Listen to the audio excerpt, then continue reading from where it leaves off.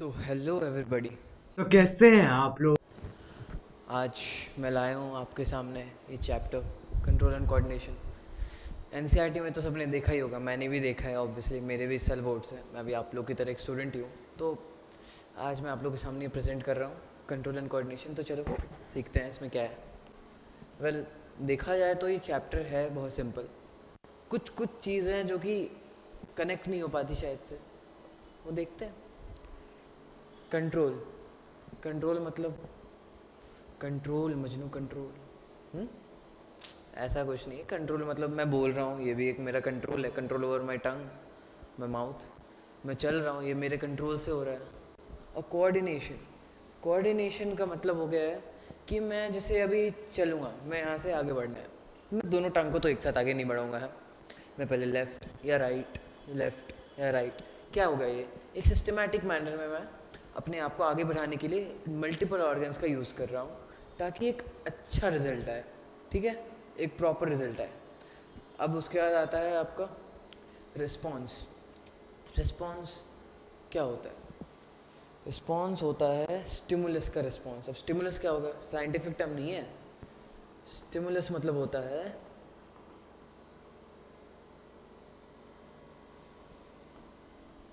Change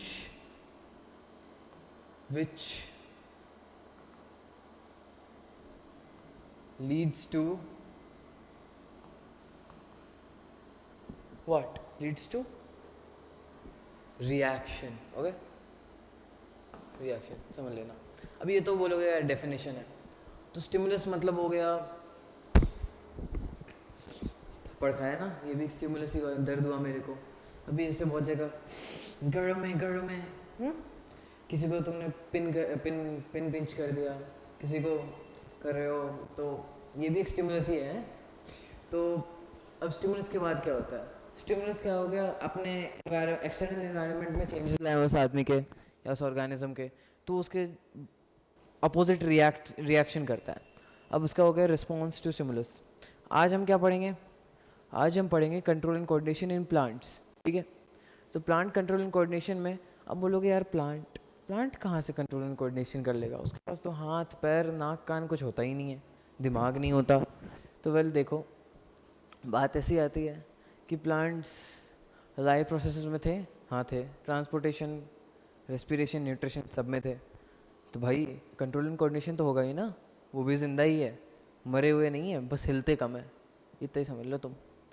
अब plants के जो होते हैं रिस्पॉन्सेज, वो मतलब दो टाइप के होते हैं। ठीक है, रिस्पॉन्स इन प्लांट्स दो टाइप के होते हैं। पहला होता है तुम्हारा मूवमेंट। क्या होता है? मूवमेंट। अब दूसरा क्या होता है? दूसरा होता है हॉर्मोन्स के थ्रू। अब बोलोगे मूवमेंट कहाँ मूव करते हुए देखते हैं? अरे भाई मूवमेंट मतलब अब जैसे वीनस फ्लाई ट्रैप मूवीज़ में तो देखी होगी कहीं ना कहीं, जंगल बुक वगैरह में ऐसे प्लांट रहता है, मक्खी आया मस्त मन हो गया, खा लिया उसको, क्या क्या मूवमेंट ही हुआ। ग्रोथ, ग्रोथ ही एक मूवमेंट ही है देखा जाए तो। और वैसे ही अब हॉर्मोन्स, मैंने पहले बताया था हॉर्मोन्स होते क्या है। हॉर्मोन्स जो होते हैं केमिकल मैसेंजर्स होते हैं जो कि काम करवाते हैं। अब जैसे मेरे को मन हुआ कि क्या बोलूँ मैं, जैसे मान लो मैं एक मैनेजर हूँ और मेरे अंडर को स्टाफ काम कर रहा है, तो मैं हार्मोन हो गया फॉर माय बॉस। मान लो सीईओ, उसने मेरे को बोला कि इस काम करवाने वाले से ये काम करवाओ, तो मैं चाहूँगा, बोलूँगा भाई तुम ये काम करो। वैसे हार्मोन का काम होता है काम करवाना, ठीक है, अपने विल के हिसाब से। अब इधर डेफिनेशंस हैं, मतलब मूवमेंट के भी अब मान लो तुम दो प्रकार होते हैं। ठीक है, इधर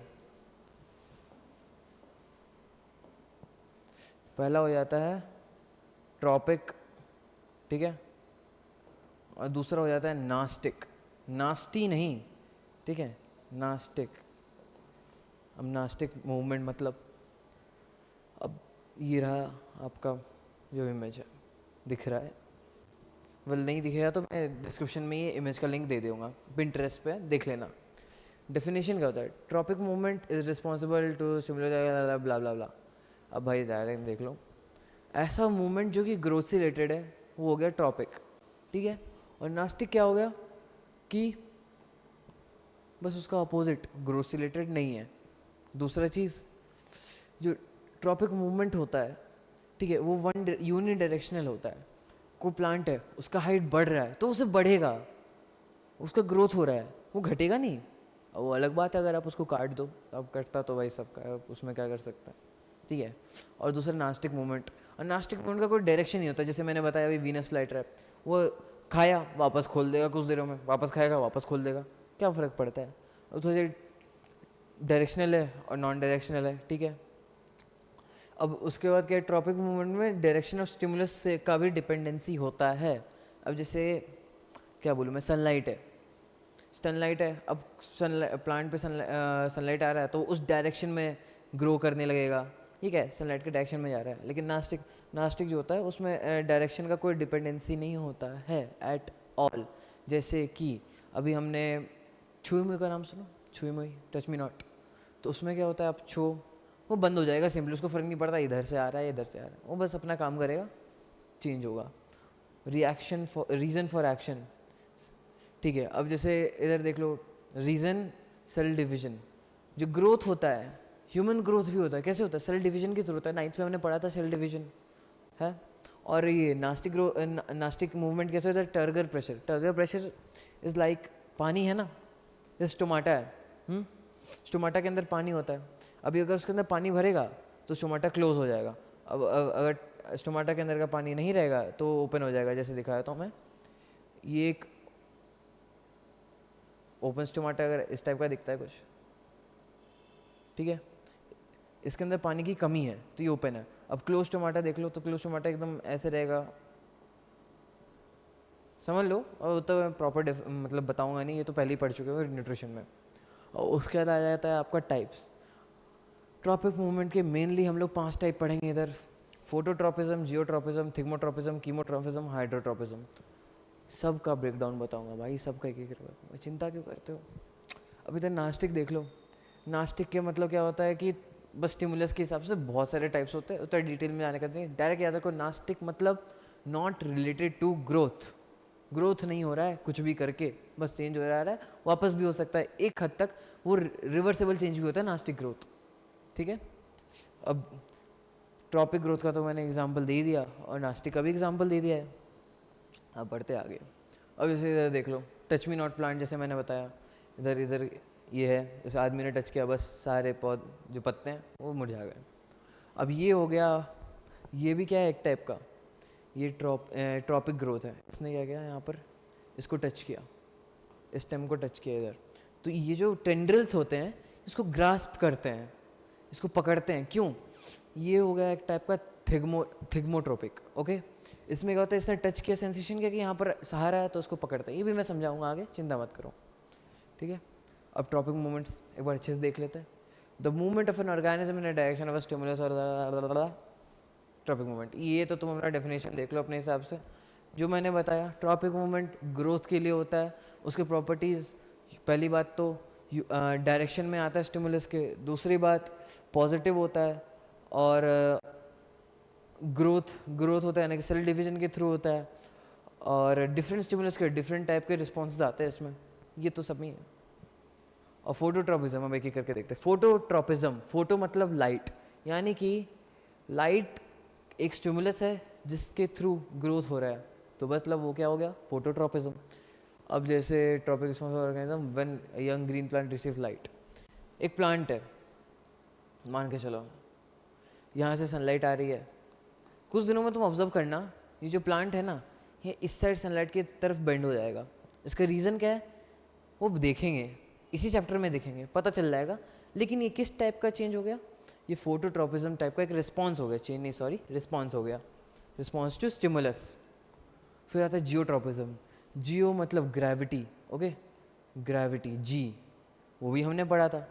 तो इसमें क्या होता है कि ग्रेविटी के अगेंस्ट रिस्पॉन्स होता है, जैसे कि अपना प्लांट है, ये गिरा, प्लांट को हमने गिरा दिया, अब कुछ दिनों बाद उसको अगर ऑब्जर्व करोगे ना, ये हटा के कुछ दिनों बाद, लाइक अभी तो गिरा दिया भाई, अभी देखो फ्रेश प्लांट है, गिराया, कुछ दिनों बाद जब वो ग्रोथ होगा, ये देखो स्टेम जो है वो ऊपर की तरफ जा रहा है, रूट्स जो है जो खोल के देखा गया नीचे की तरफ जा रहे हैं, यानी कि एक तो ग्रेविटी के अपोजिट गया और एक ग्रेविटी के टूवर्ड्स गया। अब इसका क्या अर्थ आता है? इसका अर्थ आता है कि मूवमेंट भी जो होते हैं वो दो टाइप के होते हैं, ठीक है। एक होता है तुम्हारा पॉजिटिव और एक होता है तुम्हारा नेगेटिव। पॉजिटिव मतलब होता है टूवर्ड्स, ठीक है, टूवर्ड्स व्हाट, टूवर्ड्स स्टिमुलस, ये स्टिमुलाई कह लो, टूवर्ड्स स्टिमुलाई। और ये हो गया अगेंस्ट स्टिमुलाई, यानी कि जस्ट इसके अपोजिट डायरेक्शन में आ रहा है।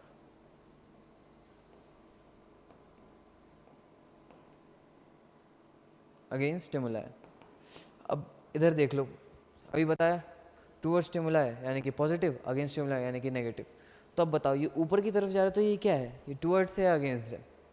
ऑब्वियसली ये अगेंस्ट है ग्रेविटी। ग्रेविटी जो है वो नीचे खींचती है, तो देखा जाए तो ये जो है ये एक नेगेटिव जियोट्रॉपिज्म है, और जो रूट है वो नीचे की तरफ गई, यानी कि ग्रेविटी के एक पुल की तरफ खींची गई, तो उसको क्या कहेंगे? उसको कहेंगे positive geotropism. Okay. Hydrotropism, hydro मतलब हाइड्रा मतलब वाटर, वाटर, ठीक है। अब यानी कि टूवर्ड्स और अवे, टूवर्ड्स यानी कि पॉजिटिव, अवे मतलब नेगेटिव, वाटर, इतना याद रखो। अब यहाँ दे दिया है जर्मिनेटिंग सीड्स का एग्जाम्पल, ठीक है। अब इधर देखो, ये जो है ये सीड जर्मिनेट हुआ, क्यों? यहाँ पर मॉइस्ट सॉडेस्ट है, एक्चुअली इसका यहाँ जाना चाहिए, यहाँ देखा जाए तो ये इधर जाना चाहिए, लेकिन पानी इधर है, ऊपर की तरफ है, तो ये अपने आप को टर्न करता है ताकि ये पानी की तरफ जाए, क्योंकि उसको फील होगा कि नहीं भाई यहाँ पानी है, ठीक है। कीमोट्रोपिज्म, कीमोट्रोपिज्म मतलब केमिकल्स का अगेंस्ट रिएक्शन। अब केमिकल्स के अगेंस्ट कैसे देखेंगे तो इसका ये बता दिया जाएगा, ये पॉलन ग्रेन्स, ठीक है। अब पॉलन ग्रेन्स क्या करते हैं? केमिकल्स रिलीज करते हैं। केमिकल्स क्या हो रहा है? ये केमिकल्स जो होते हैं यहाँ जाते हैं, यहाँ जाते हैं, यहाँ जाते हैं, यहाँ जाते हैं, ऐसे अंदर घुसते हैं, ठीक है। अब ये पॉलन ग्रेन जो होता है ना, ये पॉलन ट्यूब बनाता है एक, ठीक है। अब ये पॉलन ट्यूब उसको पता कहाँ है कैसे है? ये तो लिविंग थिंग थोड़ी है कि देख के पता चलेगा हाँ भाई यहाँ है, यहाँ है, नहीं। इसको ये केमिकल को ये सेंस कर सकता है और उस डायरेक्शन में मूव होता है, यानी कि ये एक पॉजिटिव कीमोट्रोपिज्म है, ठीक है।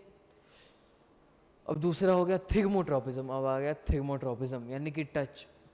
अब मैंने जैसे बोला था स्टार्टिंग में टेंड्रिल्स के बारे में, वो देखियो मनी प्लांट, घर पे मनी प्लांट कभी ना कभी देखा ही होगा। अगर यहाँ पर हमने मनी प्लांट लगा दिया, यहाँ पर लाइक सहारा दे दिया, मान के चले यहाँ पॉट है, यहाँ मनी प्लांट ग्रो हुआ।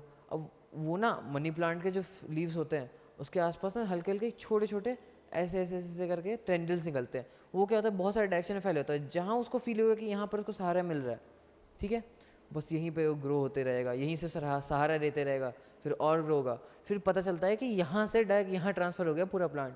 तुम छोड़ के देखना बस एक बार। अब आते हैं हम लोग हॉर्मोन्स पे। तो मैंने क्या बोला था स्टार्टिंग में, हॉर्मोन्स क्या होते हैं? केमिकल्स जो कि काम करवाते हैं, ठीक है। अब प्लांट हॉर्मोन्स, प्लांट हॉर्मोन्स को हम लोग फाइटो हॉर्मोन्स भी बोलते हैं। कोई भी एनीथिंग रिलेटेड टू प्लांट को हम लोग फाइटो सफिक्स दे सकते हैं, प्रीफिक्स दे सकते हैं। Chemical messengers, okay. अब मेन हॉर्मोन्स जो होते हैं वो इधर 4 हैं, चलो मैं 5 के बारे में बताता हूँ कि काम तो आता है, extra knowledge is never bad, okay. अब इधर देखो, इधर 5 हॉर्मोन्स है, gibberellin, auxin, cytokinin, ethylene, abscisic acid. इतना काम आएगा, इसके एक्स्ट्रा कुछ नहीं पढ़ना इस साल सिलेबस के हिसाब से, जैसा मैं जानता हूँ। तो पहला है इधर जर्मिनेशन, दूसरा है ग्रोथ एंड मैच्योरिटी, तीसरा है फ्लावरिंग, चौथा पॉइंट है फ्रूट डेवलपमेंट, फिर एब्सिशन और सीड डोर्मेंसी। अब समझोगे हाँ जर्मिनेशन तो सब जानते होंगे, ग्रोथ मैच्योरिटी सब जानते होंगे, फ्लावरिंग पता ही होगा, फ्रूट मैच्योरिटी पके हुए फल। अभी एब्सिशन क्या होता है? एब्सिशन मतलब होगा कि एक टाइप का टेम्परेरी ग्रोथ स्टॉपेज। मान के चलो कि तुम मतलब नॉर्मल डे चल रहा है तुम्हारा, अचानक से तुम्हारे घर में पानी का सप्लाई बंद हो गया, पीने के लिए पानी नहीं है। उस वक्त तुम थोड़ी करोगे कि तुम अपने आप को थकाओगे, चाहोगे कि ज़्यादा से ज़्यादा अपना मतलब पानी का डिहाइड्रेशन ना हो, ताकि ज़्यादा लंबे तक समय तक वो कर सके, जिंदा रह सके। वैसे ही एब्सिशन मतलब एक टेम्परेरी स्टॉपेज ऑफ ग्रोथ। जो क्यों होता है ये ग्रोथ स्टॉपेज? ताकि बहुत मल्टीपल रीजन, जैसे अभी बताया रिसोर्सेज को बचाना, तो बस इतना समझ लो। अब दूसरा सीड डोरमेंसी, मान के चलो कि तुम एक अच्छे कंडीशन में सीड नहीं दिए, अब सीड को ये पता रहेगा ये बात कि मेरे कंडीशन अभी ग्रोथ के लायक नहीं है, तो वो अपने आप को जर्मिनेट नहीं कराएगा, क्योंकि जर्मिनेशन तो अपने सीड के कारण हो जाता है अंदर ही अंदर। उसके अलावा जो बाकी चीज़ होता है ना, उसको एक्सटर्नल रिसोर्सेज की ज़रूरत पड़ती है, ठीक है। सो सीड डोमेंसी यानी कि सीड जर्मिनेट नहीं करेगा। अब जिब्रेलिन देखते हैं, जिब्रेलिन जो है जर्मिनेशन कराता है, ग्रोथ कराता है, फ्लावरिंग कराता है, फ्रूट डेवलपमेंट कराता है, एब्सेशन कराता है, नहीं कराता, सीड डोमेंसी कराता है, नहीं कराता। यानी कि ये ग्रोथ को प्रमोट कर रहा है और ये ग्रोथ को रोक रहा है, ठीक है। तो इस तरीके से हम लोग देख सकते हैं यहाँ पर दो टाइप के मेनली हार्मोन्स निकलते हैं, एक होते हैं प्रमोटर्स और एक हो गए आपके इनहिबिटर्स, सॉरी हाँ, प्रमोटर्स और इनहिबिटर्स। प्रमोटर्स और एक होते हैं इनहिबिटर्स। ये टर्म याद रखना, बस लिख के आना। प्रमोशन मतलब प्रमोशन करना है, यानी कि कुछ पॉजिटिव हो रहा है, यानी कि ग्रोथ हो रहा है, ठीक है, तो पॉजिटिव। इनहिबिटर्स यानी कि रोकना, ग्रो प्रमोट कराना यानी कि काम करवाना, इनहिबिटर मतलब काम रोकना, ठीक है, कराना, करना नहीं, कभी हार्मोन्स करते नहीं काम, ये याद रखना तुम। ऑक्सिन जर्मिनेशन कराता है, नहीं कराता, ग्रोथ कराता है मैच्योरिटी तक, कराता है, फ्लावरिंग कराता है, फ्रूट डेवलपमेंट कराता है, एब्सेशन कराता है, नहीं, सीड डोमेंसी कराता है, नहीं।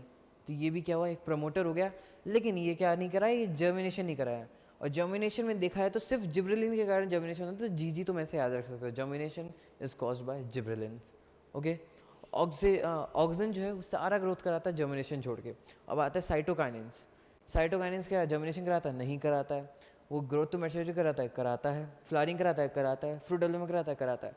तो ऑक्सिन और साइटोकाइनेन का मेन जो फंक्शंस हैं वो सिमिलर है, ठीक है, ऐसे याद हो जाएगा। और ये तीनों जो है ये क्या है, ग्रोथ प्रमोटर्स है। अब इधर आते हैं इनहिबिटर्स, लेकिन इसमें एक एक्सेप्शन आ गया, इथाइलिन जो है जर्मिनेशन नहीं कराता, ग्रोथ भी नहीं कराता, लेकिन ये फ्लावरिंग, फ्रूट डेवलपमेंट और एब्सेशन कराता है, ठीक है। और एक आता है एब्सेसिक एसिड। अब एब्सेसिक एसिड है यानी कि एब्सेशन तो कराएगा ही कराएगा और सीड डोरमेंसी भी कराएगा, यानी कि ये भी एक इनहिबिटर हो गया, कंप्लीट इनहिबिटर, इसमें कोई एक्सेप्शन नहीं है।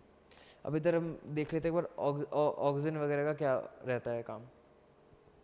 Promote cell elongation, cell division, मैंने आधा बताया था, सन रहेगा, तो यहाँ पर अगर कोई प्लांट है तो ये प्लांट इसकी तरफ टर्न होगा, कैसे, ऑक्सीजन जो होते हैं वो प्लांट के टिप्स में होते हैं, वहाँ रिलीज होते हैं। अब यहाँ पर अगर सनलाइट इधर से आ रहा है तो जिसका डार्क पार्ट रहेगा ना, जहाँ पर सनलाइट नहीं आ रहा, इधर ज़्यादा ऑक्सीजन रिलीज होगा। अब ये क्या करा रहा है, सेल डिवीजन करा रहा है, तो इधर सेल डिवीजन होगा, यानी कि यहाँ पर ज़्यादा सेल्स ग्रोथ होंगे और यहाँ कम सेल्स ग्रोथ होंगे।